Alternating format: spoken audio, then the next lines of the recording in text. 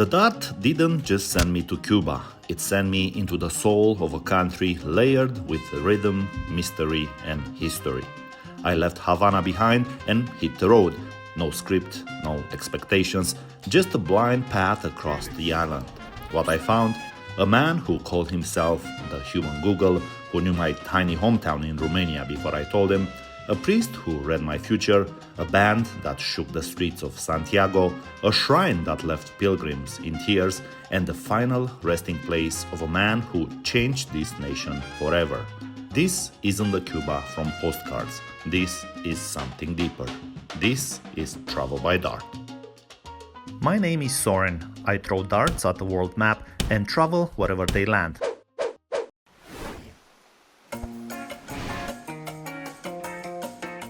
I ended up in Cuba after throwing the dart in Uruguay. After a long flight, my first stop was in the picturesque capital, Havana, where I discovered why this country has so many classic cars and what they are. Today, we'll go deeper into the Cuban culture and discover some goosebumps-filled local places that I now have the chance to share with you. I'm about to do something crazy and I'm freaked out already. Let's get rolling. We left Vinales behind and headed for a country marathon in Victor's taxi. We did that quick just because we had to go to the next location and go ahead with our journey because we were about to go to Trinidad. Well, Trinidad is considered the city museum in the Caribbean. Why is that? Starting from half 18th century till half 19th century, there was a period that is known in the Cuban history as the sugar boom in Trinidad. What happened? Close to 70 sugar mills, they started producing sugar and turned that place like in the mecca of this sugar producing time in our country. Trinidad is one of the must-do cities in Cuba. Very colorful, very artsy, and I fell in love with it. Just got to Trinidad. I love this city already. Very colorful, cultural. Pretty much I like everything about it so far. And I think there's a chance that I may throw the dart right here. So right now I'm just gonna check in at Casa Melian and then we'll go explore the city.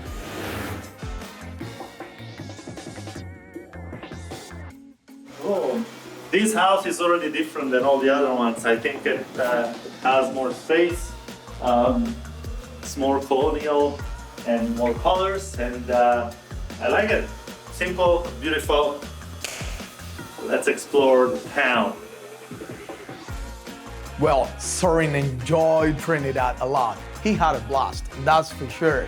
First, because when we did the walk-in, he realized that that city is so colorful that every single corner can end up in a picture or in a video to show.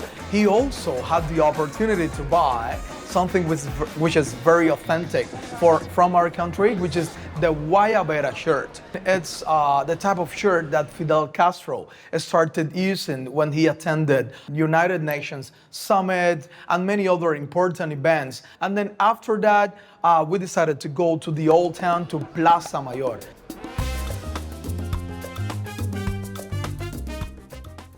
We're walking through the plaza and then I see this guy with a wheelbarrow and it says, Taxi Luis Google. I'm like, dude, what is a taxi Google?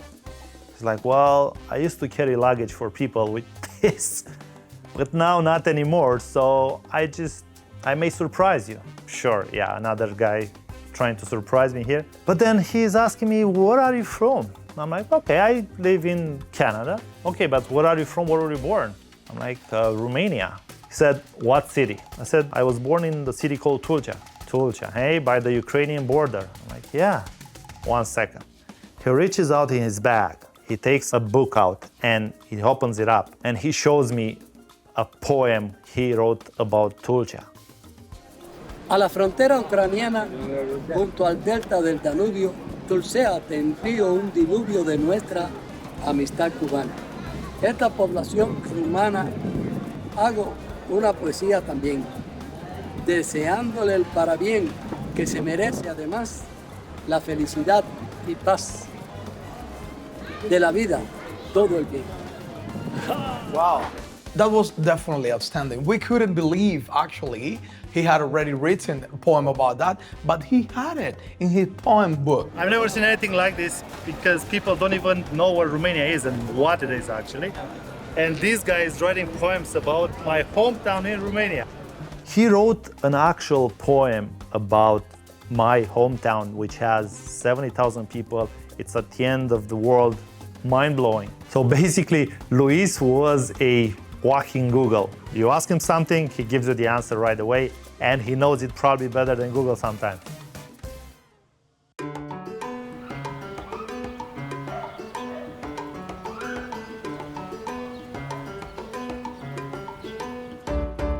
Well, a different city, a different drink. This one here is called La Canchanchara, and Karell told me, you must try this. So I'm like, try me out. He takes me to this bar, and the bartender says everyone does one Canchanchara. It is mainly type of drink that will definitely give the strength back to anyone. It's a type of revigorating drink that the ingredients are honey, lime juice, water, some ice cubes, and of course the vitamin R. The rum, which could be any, today it can be Santero rum, which is the one they used at this spot. That's a lot of vitamin R. It tastes very, very moonshiny. It's a high percentage alcohol, but that's the reason they actually mix it with lemon juice, with honey, with some water and some sugar, and all comes in that particular ceramic cup. And when you drink it, then it's cold. It refreshes you. Everybody here in Trinidad does it. Not too cheap, but hey, for an experience, priceless. I love this city already, and I'm gonna throw the dart here in this town, and I'm so excited about it. Meanwhile, Karell is gonna show me the rest of the city, and we're gonna go have fun tonight. We were all thinking about that moment, where to find like the best setting, the best spot. And then Soren, once he just arrived in Trinidad, he said, this is the place where we're going to have it. And the morning arrived. Cuba is like a museum. You might find things here that you may not find anywhere in the world, which I love. However, time has come today to throw another dart at our map, blindfolded, and go wherever it lands. I'm in a beautiful setting in Trinidad between two amazing classic cars. In the middle of the city, in the middle of the street, and I love this as well. Let's throw the dart at the map and go wherever it lands. We made a couple of phone calls. We got a couple of friends who brought their classic cars, and we had a Ford Fairlane from 1957. Beautiful, beautiful car. And we had a Chevy from 1951. 1951, that's an old car, but yet works perfectly fine. So I thought these two babies should be on both sides of the map. Ready? Yeah. Recording? Good? Yeah.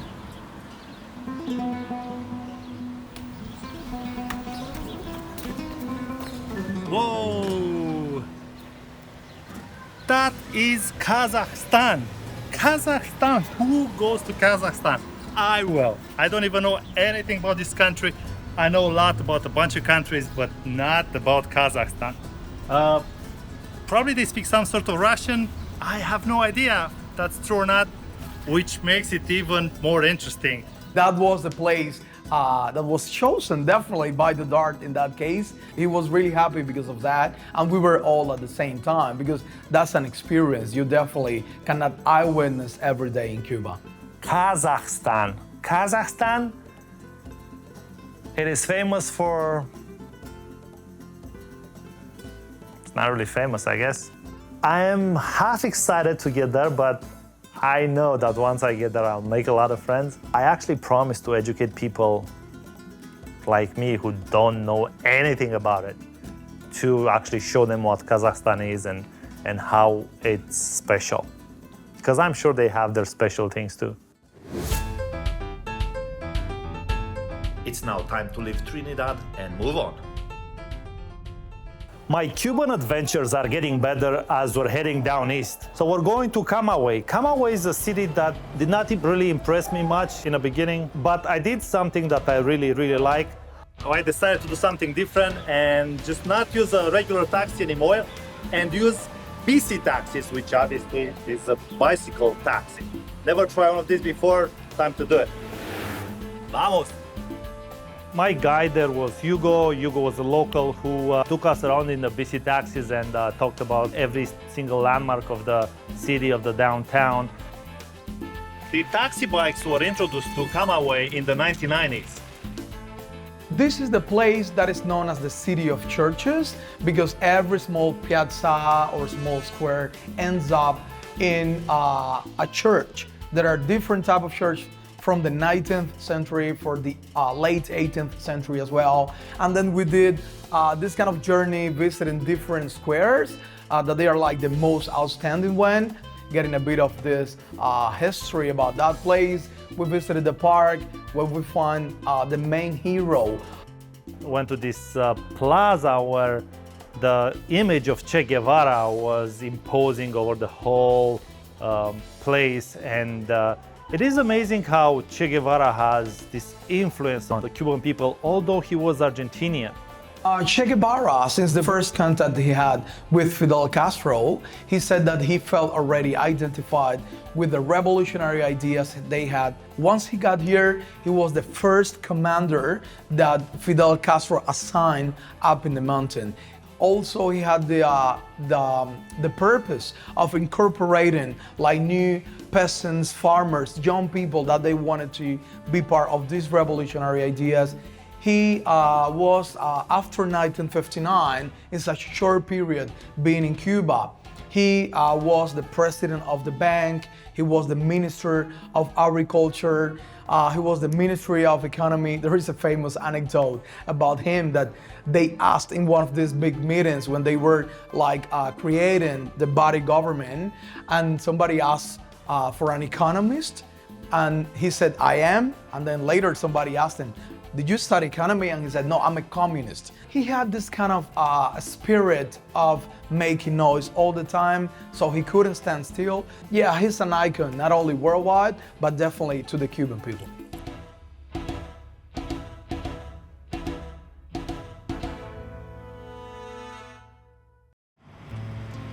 The next and the final stop is Santiago. We're driving down with Victor, our driver, the taxi, all the way from Havana to Santiago. And Karell said we have to make this stop.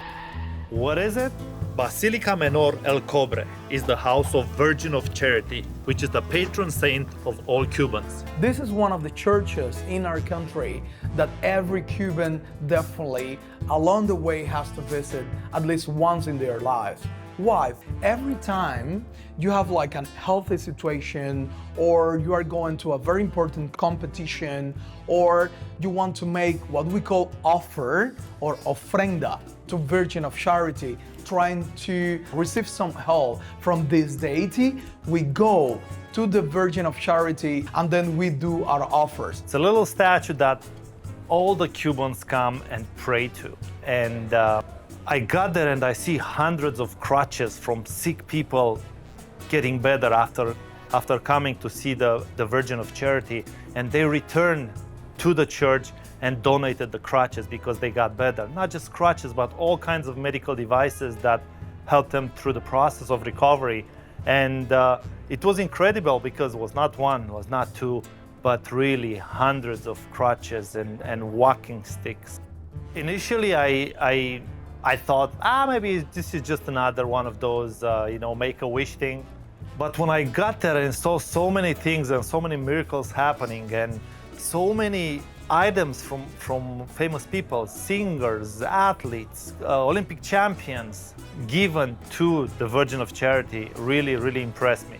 Olympic champions giving away their gold medals or their uniforms. And it was a very unique and authentic thing in our country because Soren said, if I'm here, so it's time also to make an offer to her. I had to do it too. I gave one of my favorite shirts, and of course I made a wish, and I wrote the Virgin of Charity a little letter there, and I hope that's gonna happen. It's a good one for me. We'll see what's going on. And we got to Santiago. The first thing I did in Santiago, so after checking in, Karell from Conga Adventures kept telling me about this Afro Priest, that I have to see this Afro Priest. Of course, we cannot miss that opportunity of going to a Babalao, which is the term given to the Afro Priest. So once we just drop our things, we have a welcome cocktail, and we said, it's time to go to the Afro Priest. I'm freaked out already. We're gonna have an Afro Priest reading my future. I'm kind of nervous to do it, but I've never done it before, so let's go. I am walking into this house of the priest's house, and I imagine this big priest with like a big cape, colorful stuff on it. And all I see is a bunch of guys being loud, laughing, screaming, little kids going around. The room is not really what I expected.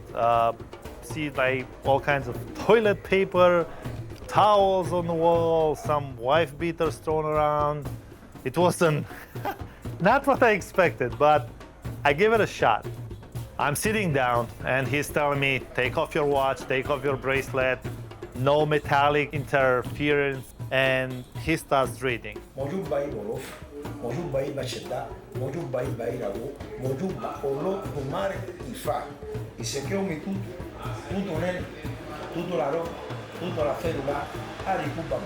Some language I never heard of before.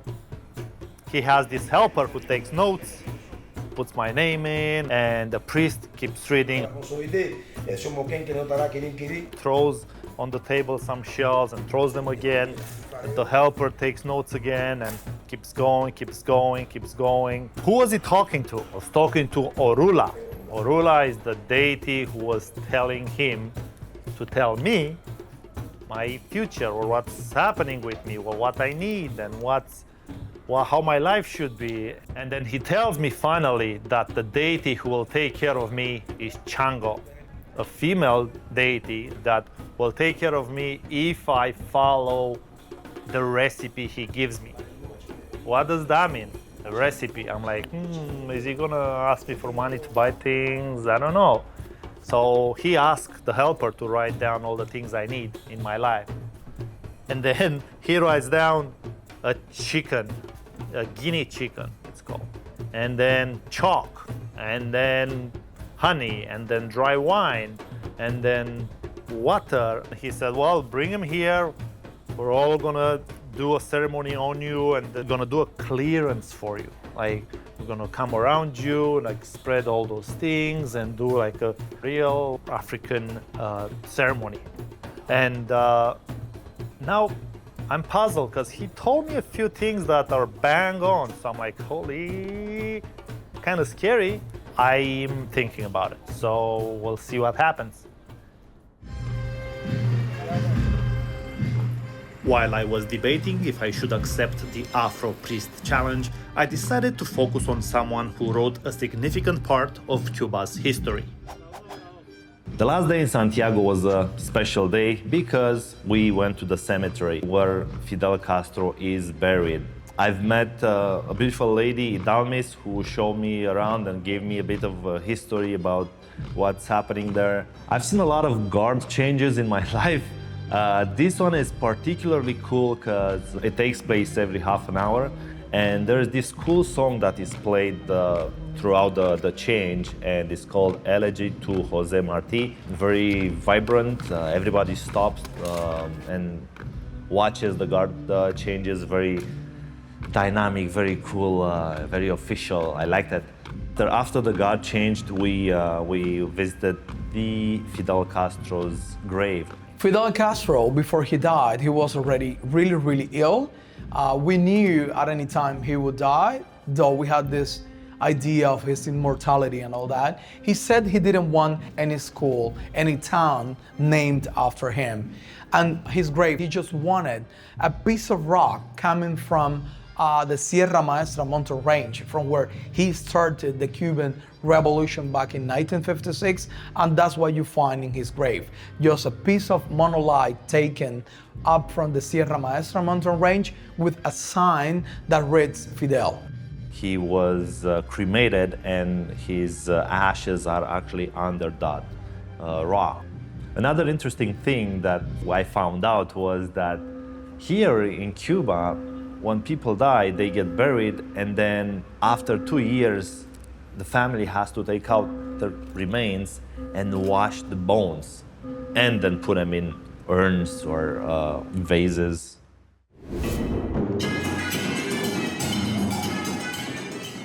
To end the Santiago trip in a very cool style, I was invited to a special, exclusive, private performance of a Conga group. Conga is a traditional Cuban dance. This band is named Conga de Los Hoyos and is a Grammy-nominated band in the 2000s. And I understood they've been performing over 100 years, the band, not obviously the members, but they're very dynamic. I was invited to dance with them. Karell and I started to dance, and we had a big performance after the boys from the band got very much into it. I got into it too. The band uses all kinds of instruments, including a corneta china. Corneta china is basically a Chinese trumpet. I had fun. I tried a bit of the drums, and my hand hurts even now after that. Anyway, we danced, we had fun. I could have done that all day, but we had to move on. So I thank the boys for the performance, and off we go. Overall, my Cuba experience was amazing. People I've met here made friends for a lifetime. What's more interesting is that we take things for granted that here are a luxury. You know, water, internet, online payments, free access to public washrooms. You have to pay here to get in. Elevators, Uber, you name it. Here they don't really exist. What's amazing is that despite the economical situation, people have fun. People are dancing on the street. You hear music from every house. People are joyful despite all the struggles they've been going through. And to me, that's very important and very, very powerful. It is one of the few hidden gems that still needs to be discovered more. People go to places like Varadero or Cayo Coco and they wrongly believe that that's Cuba. That is not Cuba.